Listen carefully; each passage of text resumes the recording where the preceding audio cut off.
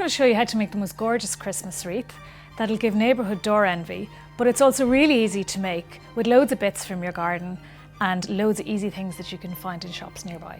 Making a wreath is actually just like cooking. I always think it's a good idea to have everything set out, everything prepped before you start, because then it actually makes it a much easier thing to make and you'll actually enjoy doing it. So the first thing you do is actually go and buy a base, something like a straw base, or else you can get a pine version, easily from any garden centre or florist near you.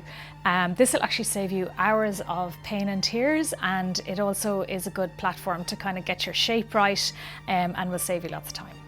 I like to make the wreath from something like noble pine, which is easily available. Now what I'd advise with this is, even when you buy your Christmas tree, that you can just lop off maybe 2 arms. Normally they're too tall for your house anyway, and just cut it up into short pieces.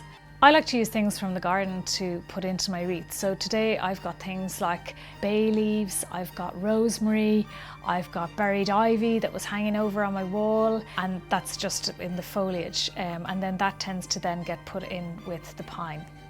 I also have hydrangea that I've actually dried. It's from my garden. Basically you hang it upside down and you can dry it for a couple of weeks. And it's perfect to also use to dress your wreath.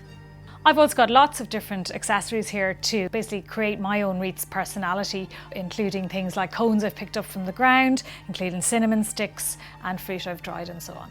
The first thing you do then when you're actually making the wreath is create the full base of pine.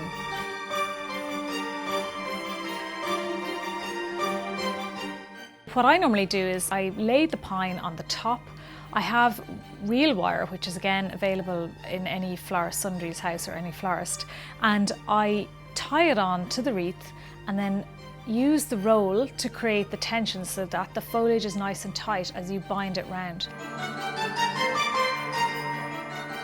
Once you've your pine base completed and you're happy with the shape of your wreath, the next thing to do is to actually put your foliage layer in and add some berries.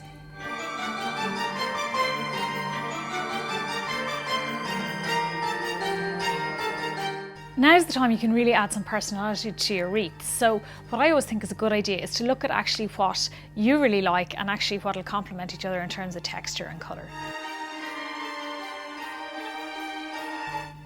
With all of that done, you're then ready to go on to the next stage, which is actually just putting on a funky bow on top of your wreath and hanging it on your door so everyone will want to come to your house.